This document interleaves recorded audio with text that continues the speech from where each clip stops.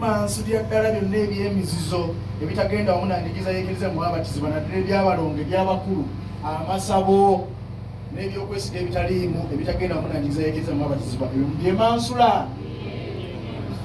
Kale ffenna twatula okukkiriza kwaffe mukkiriza Katonda Paatiro muyinza Katonda omutonzi w'eggulu n'ensi, mukkiriza ne Yesu Kristo omwana omu yekka Mukama waffe, Mariya omubeerevu gwazaala eyabonaabona n'aziikibwa n'azuukira mu bafu atudde ku mukono ogwa ddyo gwa Katonda Paatiri. Mukkiriza ne Mwoyo Mutuukirivu, Ekereziya Katolika omutukuvu, okussa ekimu ku abatuukirivu, ekisonyiwo eky'ebibi, okuzuukira okw'emibiri n'obulamu obutaggwaawo. Tujja kuddamu nti ebyo bye tukkiriza, okwo kwe kukkiriza kw'Ekereziya tutwala. Mwetwesimira mu Kristo Mukama waffe, amin. Abooluganda abali eyo, mwagala abaana bano babatizibwe mu kukkiriza kw'Ekereziya ffenna wamu nammwe bwetuka okwatula? Kale mwetuulire tukole omulimu ogw'okubabatiza.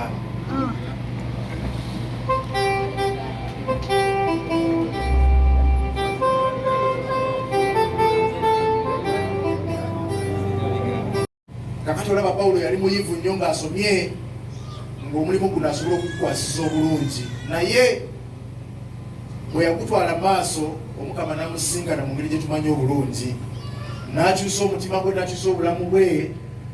Pawulo yali ayigganya Ekereziya ate n'afuuka omuyigiriza w'Evanjiri. Evanjiri gye yayigganyanga, gy'ataayagala, gye yalwanisanga olw'ebikolwa bye. Ate oluvannyuma ennyo n'akyuka n'atandika okugikwasisa n'okugiyigiriza n'okubiriza abantu okudda eri Omukama Katonda, Mukama waffe Yesu Kristo. Ate oyo gwe yayigganyanga, kubanga Kristo kasita yamusanga yamugamba nti Pawulo, Pawulo lwaki onjigganya? Ndowooza nga yeebuuza n'amugamba nti owaye nakusangawa? Sikusanga ngako ne nkuyigganya. Naye nga Mukama waffe Yesu Kristo ali mu bakristo abo abantu abaali bamugoberera, ng'ali mu bbo era yawuliranga bubi okuba nti no Pawulo yakolanga ebintu nga bino, naye najja mu mutima gwe n'asobola okukyusa obulamu bwa Pawulo. Pawulo n'afuuka omuyigiriza w'Evanjiri era yeerwanako nnyo. Bw'osoma mu bbaluwa ze zonna yeerwanako nnyo ng'omutume Paul, called to be an apostle of Christ. Tujjukire nti nno mu kusookera ddala era Yesu yali alonda abatume. Pawulo oba Sawulo ono teyali omu ku bo, naye bw'amala okukyuka n'agamba nti bannange, nze siri mugoberezi oba muyigiriza wa Yesu kyokka, wabula nange ndi mutume, kubanga Omukama namulabira ddala ye yennyini yanneeyoleka ne musenga. Awo nno tewali ayinza kunneesimba mu kuwakanya butume bwange. I am an apostle called to be. Kristo yennyini yeyantuma, yeyampita n'ankowoola musobole okumusenga ate muweereza ebbanga lyonna. Ate Pawulo n'akola omulimu omunene, n'ayita ne ku batuma abalala baali bamusoose mu kintu kino, n'ayigiriza, n'atandika Ekereziya, n'abulirira abantu, n'akyusa obulamu bwabwe. Obulamu bwabwe ne bufuukira ddala bulamu obw'abaana ba Katonda beesimbiramu. Awo nno nga tukuza olunaku lw'ekisomesa kyaffe, tusaba Omukama Pawulo ono ng'atuwolereza twongere okusenga Kristo, ate tuleme kugwa mu maanyi. Oluusi embeera bwe tuzimbako akayumba ne tuterebuka, ne tubeera ng'abatakkiriza nti Omukama asobola okukyusa obulamu bwaffe, oba n'embeera ezo ezitatusanyusa nti ziyinza oluusi obutavaawo. Tulina okujjukira abooluganda nti tewali mbeera ya lubeerera. Omukama bwabanga yakyatukulemberamu nga ye Katonda waffe, nga ye mutonzi waffe, asobola okutukolera enjawulo mu bulamu bwaffe, mu bye tulowooza, mu bye tuteesa, mu bye tutetenkanya. God is almighty and he can change the status quo. Asobola okukyusa obulamu bwaffe, era nga bweyakyusa obulamu bwa Pawulo omuweereza w'ekisomesa kyaffe, naffe ssekinnoomu mu kisomesa muno, mu mbeera ze tuyitamu oluusi ezitunyigiriza ezitatusanyusa, Omukama asobola okukyusa embeera n'atuleetera okuba obulungi, ate n'atuleetera okubeera abasanyufu ebbanga lyonna. Twebulira ku mulamwa era okwessaza nti tutambulire wamu nga twenyigira mu mirimu egyaki egy'obutume. Omulamwa ogenda kwe gulambika okujaguza kwaffe ogwaleero, nti tutambulire wamu ffenna nga twenyigira mu mirimu egyaki egy'obutume. Ne mu kisomesa kyaffe ne mu kigo kyaffe wano ekyengera tusaanye okutambulira awamu ebbanga lyonna, okuwuliriza abantu abatutwala Ssaabakristu paka kwasembayo mobilizer musomesa kyaffe okubawuliriza nga batukumaakuma okugoberera ekereziya byayigiriza ate n'okutambulira mu programs ez'ekisomesa. Bantu bangi nnyo ndowooza balabiseeko olwaleero saba Kristo si bwe guli bwekuba omuzindalo nkakasa nga oyinza okankanamu okubatubulira naye nga wabalabye edda beesulirayo bannagamba enkiiko tebajja bannange tulinayo omutima ogw'okuwa ebyo bannange osaba Kristo kutuyambeko awo. Mbadde ntunulira enkiiko zammwe wali nga saba Kristo abula kubeeramu yekka nange asikaali w'ekigo n'ogamba tunaaba tutya olunaku lunaabaawo bateruubeewo sisa nabajja oluusi n'atulingizaako najja n'atulako bwamala neyeeyongerayo naye ng'atudduukirire naye nga abantu bena bazza bali luddawa. Bannange tulina okutambulira wamu. Okutambulira wamu kintu kikulu. Ekereziya etambulira ku kutambulira ki wamu ng'ekitole nga tukuŋŋaanira wa awali Kristo. Awali Kristo tetusagaasagana wabula tumwekwatako ne tumwesigamako kikuyagane bwajja ne tunywerera waali kubanga oyo atukumako yatunywereza awamu. Tujjukire mu Luganda wano tugamba nti eyawukana ku mugendo efuuka ki. Awo nno leka kuterebuka sigala ku mulamwa weekwate ku kisomesa kyo ekisomesa kikuyunge ku ekereziya osobole okufuna ebirungi byonna Omukama byakuteekerateekera ng'ayita mu ekereziya ye ate ennungi ebbanga lyonna. Ekyo kikulu nnyo abooluganda. Ate era kisaanye tukuze olunaku luno naddala mu community wano bwe tuva mu kisomesa era nga bulijjo bwe tukola kubanga ekereziya togisanga waggulu eri ku kigo wabula etandikira eno okumulandira ku Kabondo ku Katabi nejja ne tugenda tutandikira mu family. In fact nga bwe muzze wano mu family zammwe ez'enjawulo Banada tukyazisa wano mu makaage mu family ye tutandikira mu Katabi kana akatono aka family empisa n'obugunjufu gye bitandikira ne tugenda ate ku Kabondo ne tweyunga ku kisomesa ate ne tugenda ku kigo ate ekigo ne kikiyunga direct ew'omukulu atutwala ku ssaza si bwe kuli.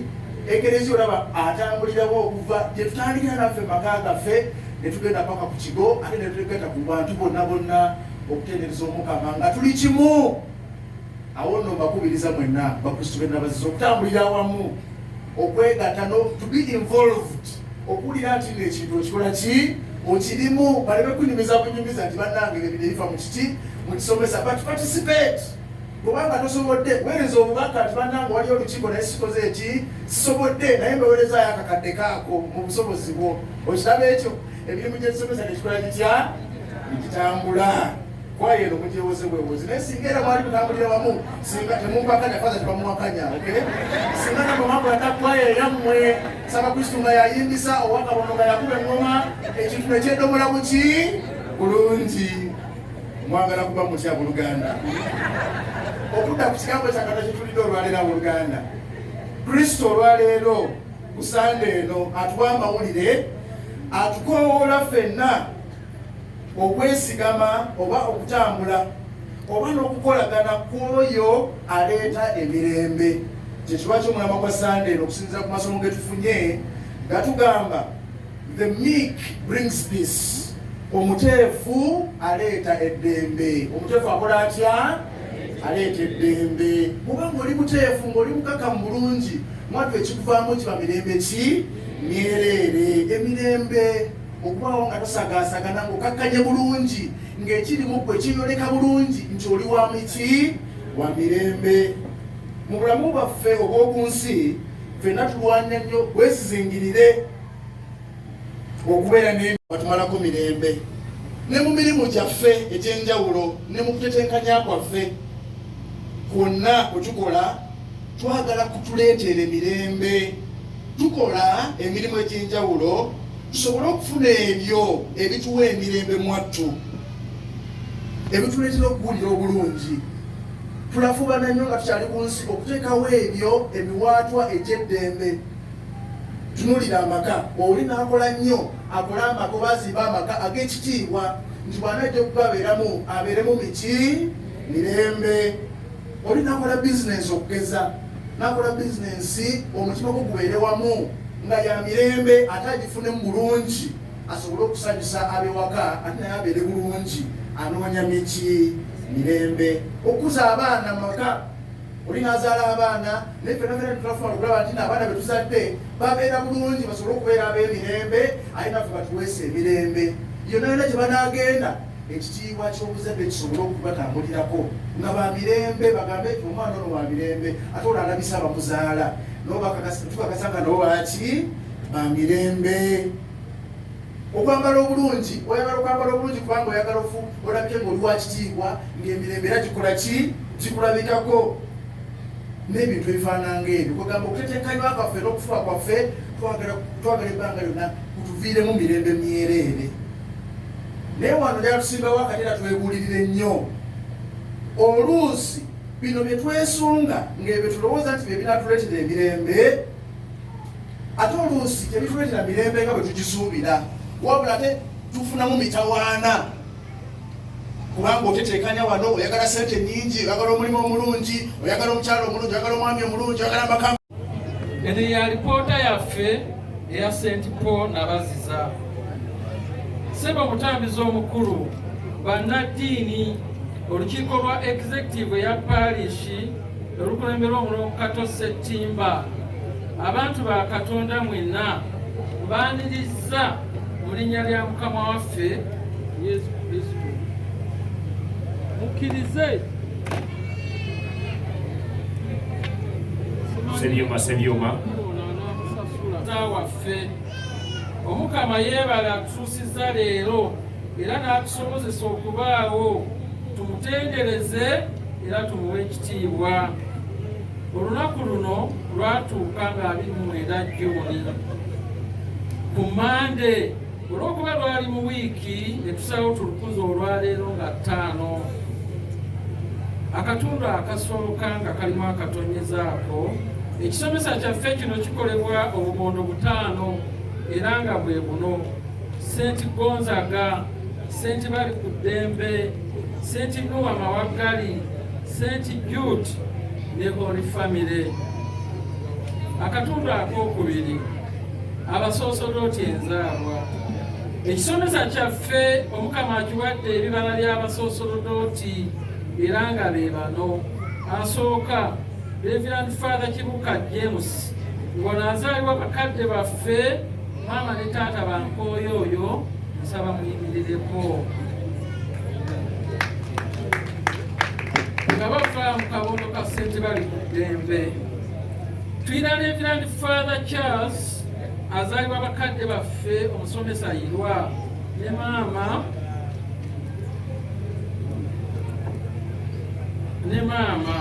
nga bano bava mu kabondo ka St. Jude. Omusomesa Yirwa mmanyi nti kati mugonvu, simanyi oba weebali. Maama nsanyusa okulaba. Tuyina Reverend Father Ssemambo Emma ng'azaalibwa mukadde waffe mwami Ssemambo Edward, ate nga maama ye Omukama yamuyita. Nsanyuse nnyo okulaba ng'abo bava mu St. Noah Mawagali. St. Jude. Akatundu akokusatu, obukulembeze bw'ekisomesa. Ekisomesa kino kirina omusomesa envuumuulo, omulenzi omuto omudagavu, ng'osembera wano olukukulu lukwavu Robert. Oyo ye musomesa waffe abakristo ow'ekisomesa. Tuyina Ssaabakristo wammwe Kamakwakwogera kyali Kiwanuka Ssempala. Tuyina omutetenkanya mukyala Namutebi Harriet. Oyo akutte ensawo okuva ku kisanja kya Ssaabakristo Emeruto Ssebunya okutuuka leero. Tuyina omuwandiisi Anet Namirembe, oyo naye ng'akutte ensawo okuva mu kisanja kiri okutuuka awandiise okuva ku mulembe guli okutuuka guno. Tuyina Ssaabafumbo atasobodde kubaawo mwami Nsimbi. Tuyina Nnaabafumbo mukyala Odiiti naye taliiwo.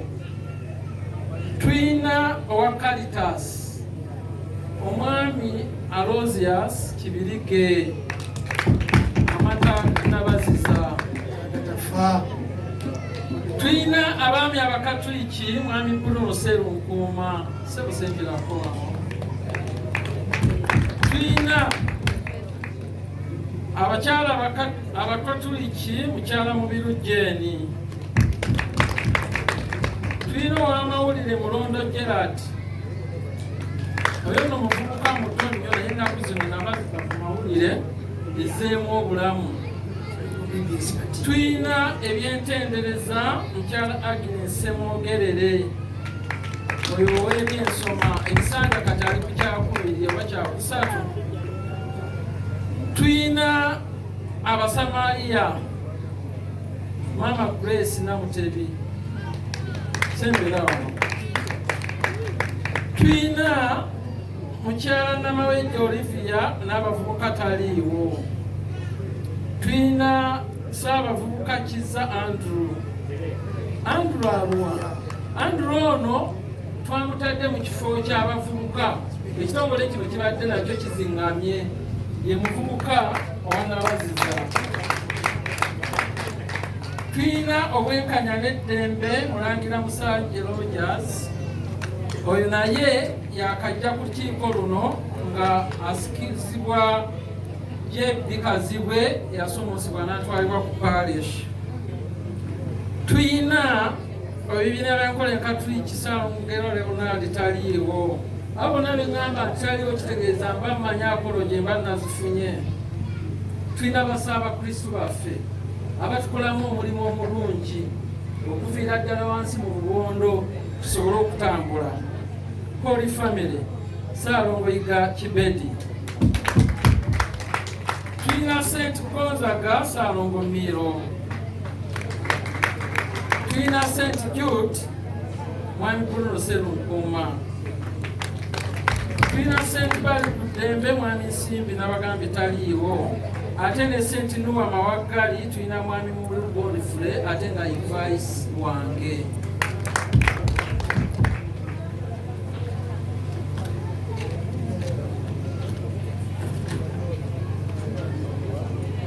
Tuyina bajjajja n'abakadde sebo semberawo.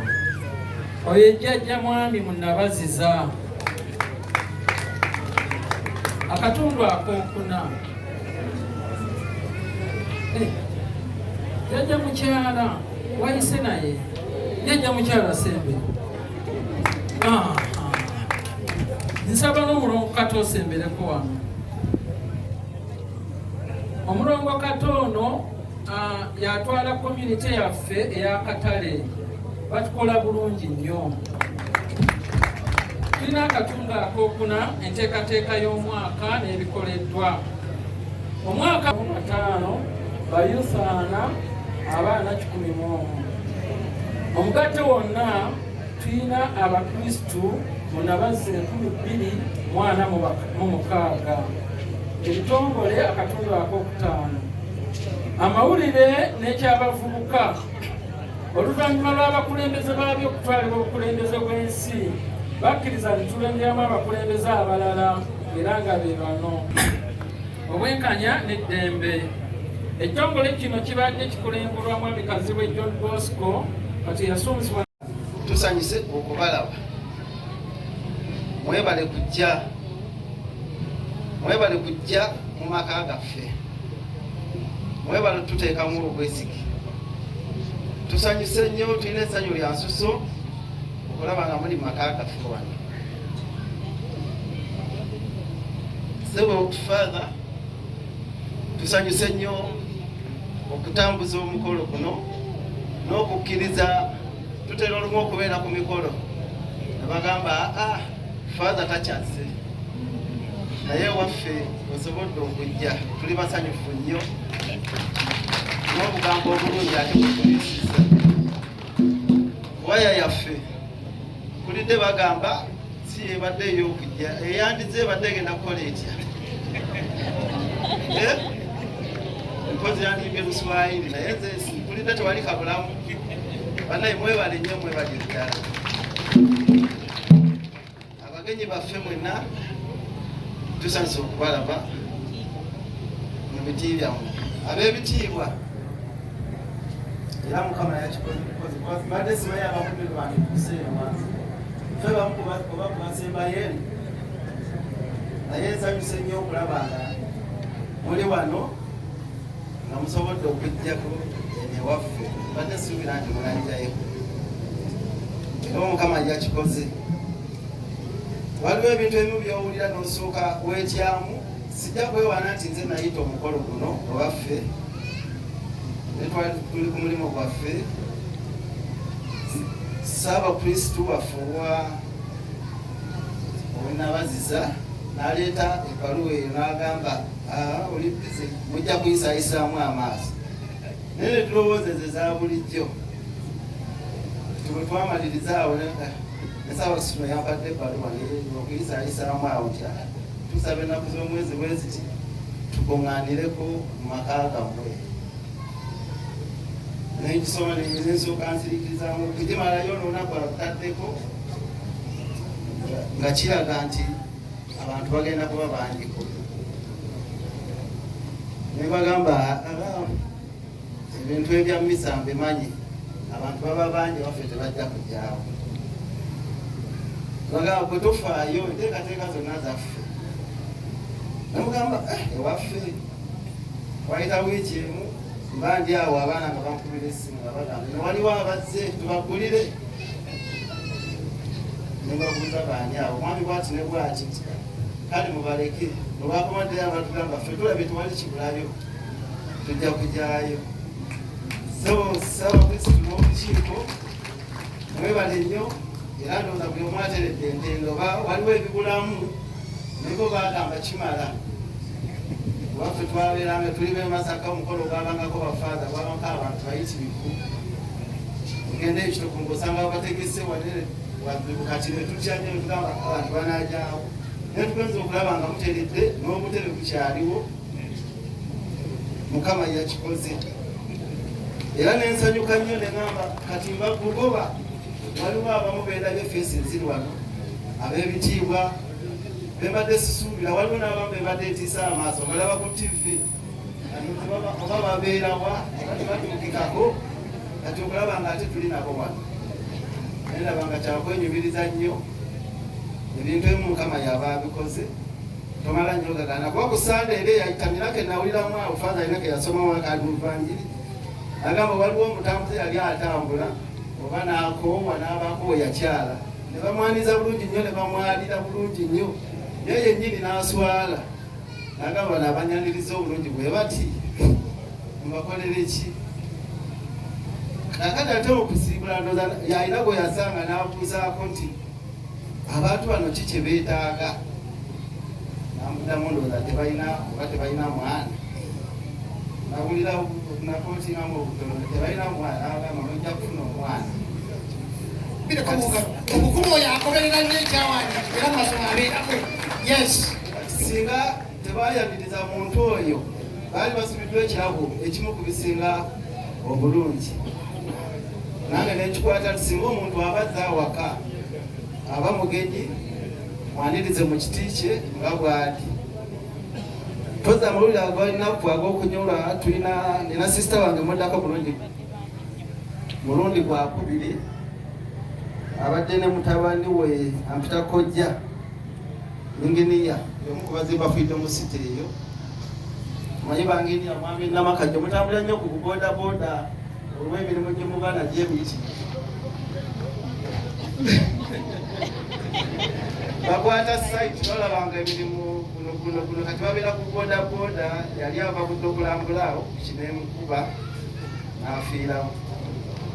Twekulaba omukolo guno kubulako basisita ne babrada nga 50 bonna bagenze kuziika.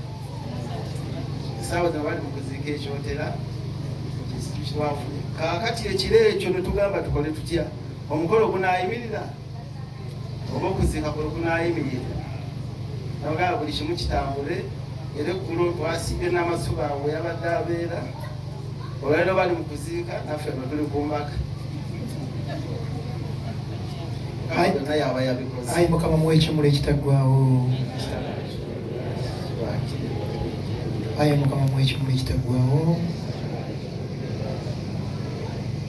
Ayi Mukama muwe ekimuli ekitaggwaawo. Atebenkere mu mirembe. Amiina.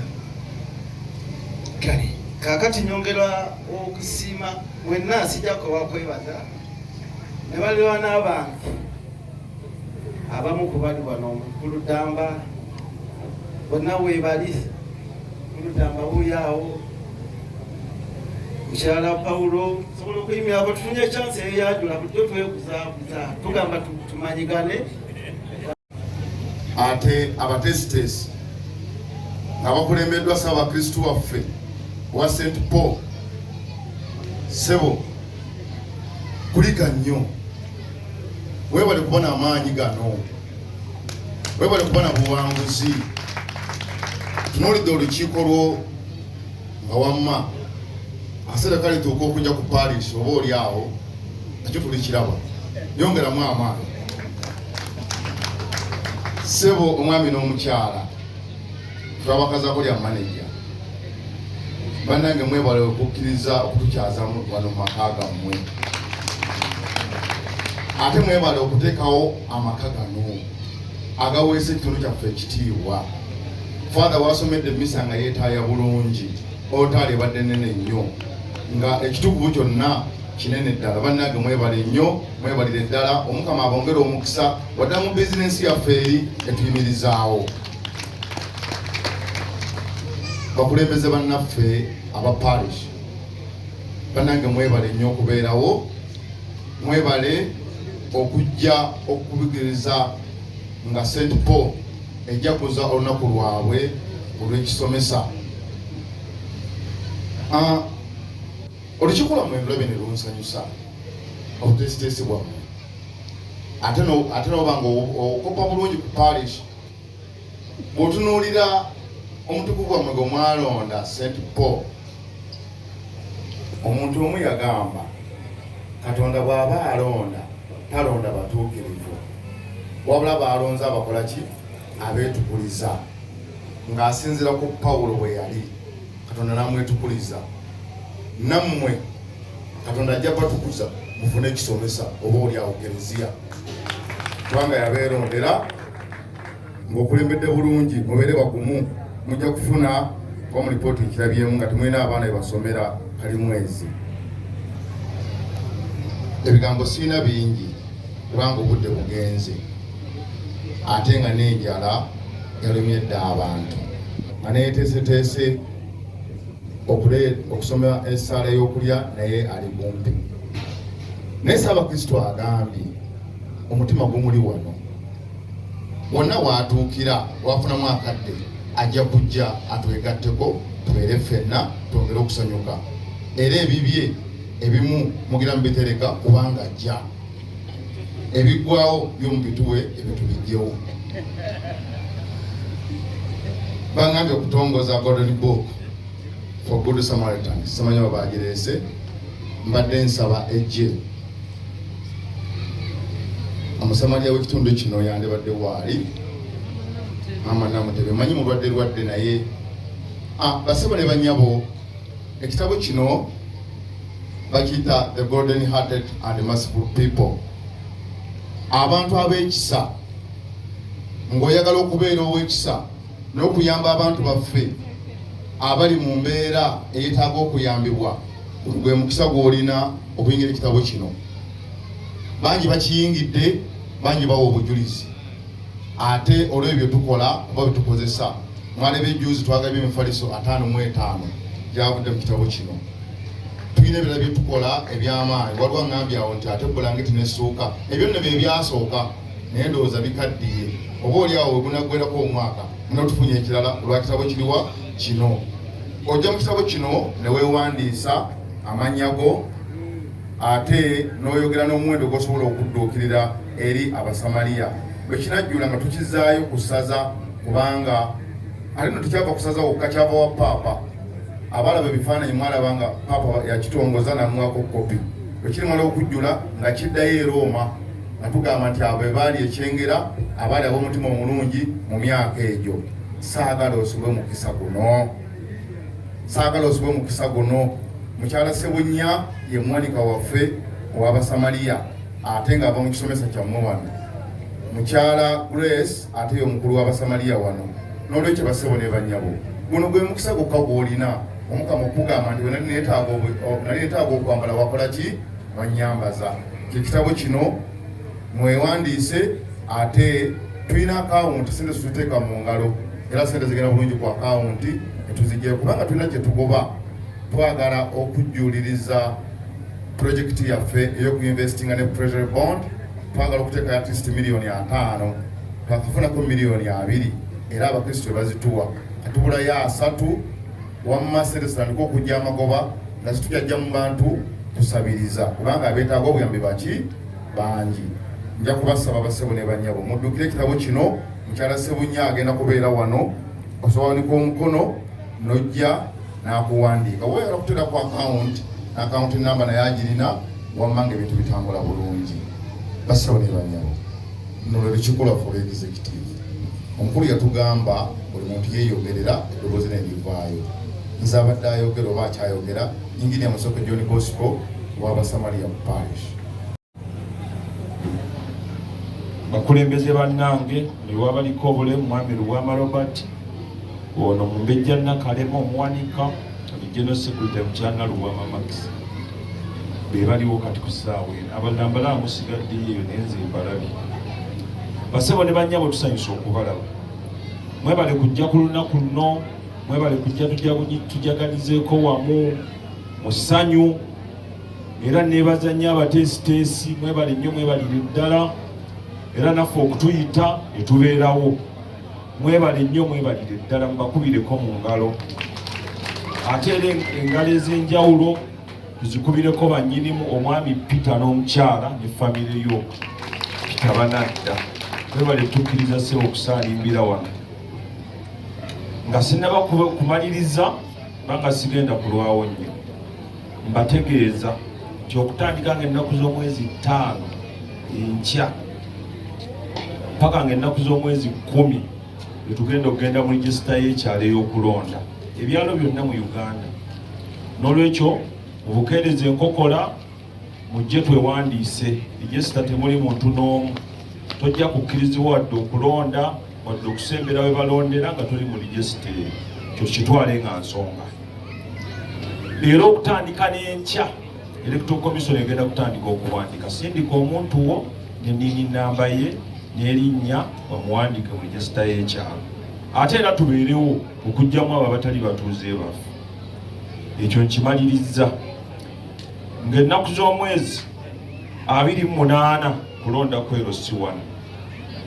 Nyaniriza abo batweyunzeeko mu kwagala okuyaayanira obukulembeze kubanga abakulembeze oyinza okwesanga mu kyalo kino nga beeyagaliza batono nnyo tebawera na ngalo ziri ku mukono guno. N'olwekyo tubaaniriza ojje tubeere bumu tukulaakulanye ekyalo kyaffe. Era akalulu ka mugongo mujja tusimba mu mugongo nze akange kankabasabire wano nga sinnaba kutuuka eyo banne mundabiranga ddala. Era nze ndi kimotoka mujja kusindika gye mwagala nga ngenda awalungi awatali walungi sigendayo. Ndi mwetegefu okubaweereza abana basimbye dda wano mugongo ndi mwetegefu okubaweereza. N'olwekyo bannaffe abazze tweyungako nga musaba akalulu mbegayiridde luno si lutalo. Nze bakojja bange mubalaba kojja Painento Yiga ali awo kojja Mpuuga ali awo kojja Yiga Kibeedi ali wano baŋŋamba si lutalo. N'olwekyo buli muntu ajja kwogera ebibye. Mwe balamuzi baffe abasembayo mwe balamuzi era mwe bassaabalamuzi gwe mulaba asaanidde nga mumuwa atasaanidde ng'awummulamu taba mubi ng'awummulamu ng'ate alinda ng'ayiga. N'olwekyo tubeebaza nnyo nga 28 obukeereza enkokola ssaawa 12 nga tuli awo okwewala obujogoli bwonna obuyinza okubeerawo. Omugongo omuntu anakusimba mugongo muwe ekitiibwa. N'olwekyo bassebo ne bannyabo tubasaba yonna gye muli n'abatali baawano mugende mulonde gwe mwagala. Era ku ssaawa eyo avaawo ng'amaze okulonda kabineti ebinaaba bikyuse tetujja bitegeera bulungi. Nga mmaliriza nyongera kubasaba akalulu ng'era mbeeyanjulira nti nze Ssaalongo Wagaba Amoli ndi memba wa National Unity Platform era nga nzijjidde ku kaadi eyo. N'olw'ensonga eyo nsaba obuwagizi bwammwe n'akalulu kammwe.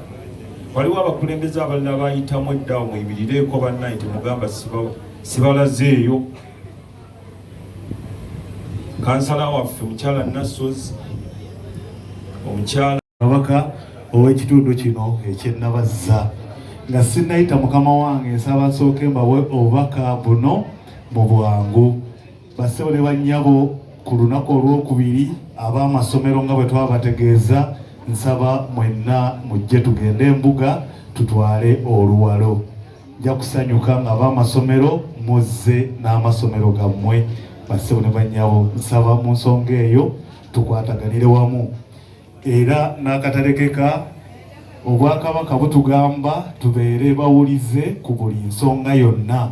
Nsaba bino bye tugendamu ebyakalulu bassebo ne bannyabo bw'onoonya akalulu kanoonye bulungi ate bw'oba tokafunye kkiriza okkakkane. Toleeta maanyi, toleeta mbeera ya kwewaŋŋamya ku bantu na buwaze. Nsaba buli akiwulidde ekyakitwale kwaliwo bannaffe abeepaatiika obwepaatiisi nga ne wano tebajjaawo. Mukama nsaba abankuumire. Nsaba mpite mukama wange emituba 3 ajje atuse obubaka bwe. Asooka okwetonda okulaba nti misa sigibaddeemu era n'okulaba nti tuseemu obudde nga bugenzeeko, naye nga omukulu mukadde waffe omulioyo yansindika ebunnamwayo eyo ndi munnajje. N'olwekyo ng'ate mukadde waffe Reverend Father Simwogerere yagamba iwaatabeera nze embeerayo. N'olwekyo yensonga lwaki ntuuseemu ku ssaawa zino, naye nga nsanyuse nnyo nnyini ddala siba omukadde waffe Reverend Simwogerere awamu n'abo abakuyambireko okulembera ekitambiro kya sebo webalye ddala. Ebirala byonna sijja kubigenda wala, naye nja kuzzaako ssabakristu w'ekisomesa kino Nkulu Kiwanuka awamu ne ttiimu yo mwebale okuteekateeka omukolo guno obulungi, mwebale okuguweesa ekitiibwa, mwebale nnyo ebyo byonna bye mukoze. Ate awo nenzizaako n'abo bonna mwenna abasobodde okujja ku mukolo guno mwebale okuguweesa ekitiibwa ate ne mwambala bulungi. Mwebale nnyo, mwebale ddala. Era tusaba n'ebisomesa kimanyi n'ebisomesa ebirala era bwe bikola, naye mwebale nnyo abazze. Nzizaako okwebaza nannyini maka, nannyini nnyumba n'omukyala Mwami Banadda n'omukyala bannaffe, mwebale okukkiriza omukolo guno ne gubeera wano ate n'okututeekerateekera obulungi. Tengenda okwogera, nja kubeera mwanguko. Wiiki eno ennaku zino zonna tubadde mu masomero nga tutalaga mu masomero nga tugenda tuganoonyaamu olwalo. Kwegamba amasomero gonna agagombolola yaffe eno eya Ssaabagabo Nsangi. Kakati ku lwokubiri litwala olwalo lwago, olwalo olwo ewa Katikkiro Mulange. Amasomero gonna agali mu ggombolola yaffe eno eya Ssaabagabo Nsangi, ate ng'olwalo olwo nze nalukulira olw'eggombolola eno omwaka guno n'omwaka ogwaggwa. Omwaka ogwaggwa mwakola bulungi nnyo, tusaba na guno era mukole kyekimu n'okwakirira okusingawo. Kubanga omwaka ogwaggwa ng'amasomero gagasibamu n'abakulu mwasobola okuŋŋaanya miliyoni 63. Netuba twakwata kyakubiri mu Buganda yonna nga batukulembera baali beematindye abakuŋŋaanya 8. Olaba kakati bwe tweyogerayo ekiba kibi. Awo nno sijja kugenda naye nsaba mwenna abaana abatuukiddwako ab'amasomero omulambo ogwo muguddukire bulungi nnyo. Abatasobodde kutwala baana oba kugenda kwa certificate yo enzito, nsaba okubanjulira abayindi nabo wano, naye nga bw'omanyi obukulembeze bwaffe bubeera tulifuulira omuwulirako sigamba sibamanyi na buli kimu ekitongole kyatwala nekiba kirungi ne muwulira ku ddoboozi lye yennyini emutegeera. Njagala nsooke naawe. Nze Ssaalongo Mbiro William ndi muwanika tubesa tukyengera nyanza. Erinnya Ssekajooje William Kayondo, mbalamusizaako nnyo abantu ba Katonda. Nze ntwala ekitongole eky'obulimi n'obulunzi.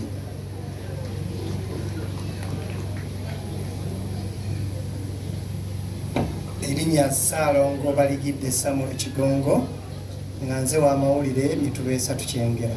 Sanyusa nnyo okuba. Muwanga Martin Owen, omutongole w'ekyalo kino Nabazza. Abo nabo mbulabyeko abasobodde okubaawo ku mukolo tweyanza nnyo ssebo tweyanzege bakadde baffe abobwakabaka bwa Buganda nsaba mbakubira engalo nga baddayo badde neyanjula kale nze Ssaalongo Kibedi ow'amawulire gennabaziza ku muluka guno gwa Ssaabasajja.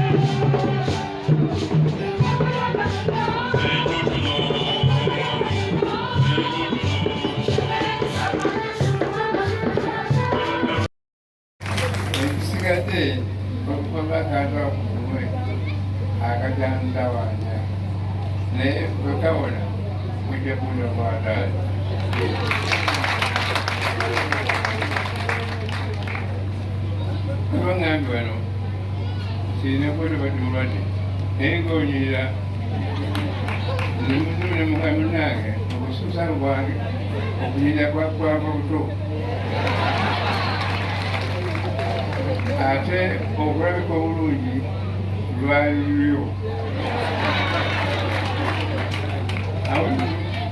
temuvunaana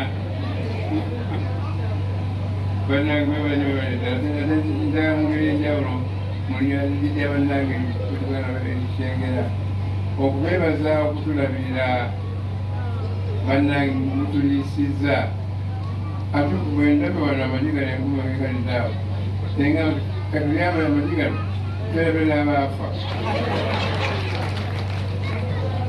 tweyanzeege nkuma baddizeewo tumanyi bebaleta siri mwogeri babayo mumanyi era kaakati mmaze